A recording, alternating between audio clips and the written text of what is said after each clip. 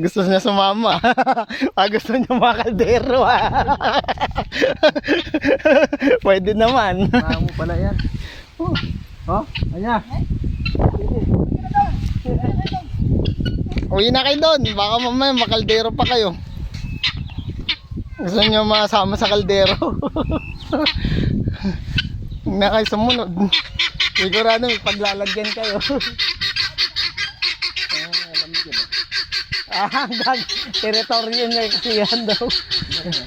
Teritoryo niya din kasi daw yan.